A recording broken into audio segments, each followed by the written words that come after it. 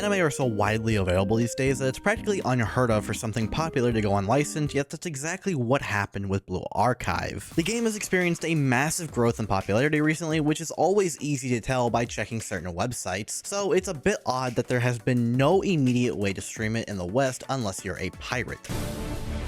Being a fan of the gacha game myself, Blue Archive was an anime I was really looking forward to, but even if you're new to the franchise, it's something to be excited about and will easily prove worth your time from the girls alone, as the plot itself is rather simple, in addition to the fact that the anime won't even cover most of it, as it will, for the most part, follow the four main girls of Shiroko, Hoshino, Nonomi, no one cares about this one, and Kat. Due to some shady behind-the-scenes dealings, their shithole school with only 5 students that's located in a bump desert because, reasons, is as deep into debt that I'd like to be in Oji-san. What did he say? So they take on a myriad of odd jobs to help pay it back, but it's far too much to actually do so normally, and although the general student council that runs the city had been ignoring their pleas for help up until this point, Sensei, this super hot twink, he's so hot, who works for the student council, comes to their aid, and he cares deeply enough for his students that he goes above and beyond in his efforts to help them. While most of the first episode follows the events of Volume 1 of the game, wherein Sensei meets up with the students in Abydos and helps them fight off the Helmet Gang, yes, those are real villains, episode 2 mixes up things a bit by opting to cover the prologue of the game in the beginning of the episode, as in how Sensei met Arona and joined sᴏᴄɪᴜ before covering what happens after 1, with how Sensei seeks out answers with the students of Abydos before aiding them in recapturing the kidnapped cat and defeating the Helmet Gang, while episode 3 expands on the source material and gives Problem Solver 68 some additional anime original scenes of their own to flesh out their quirks a bit more before being completely destroyed by my uncle. Most everything else you need to know is explained in the first episode, like how the city is in shambles because the president is missing, and how Sensei has stepped in with his sᴏᴄɪ organization to help reconnect the city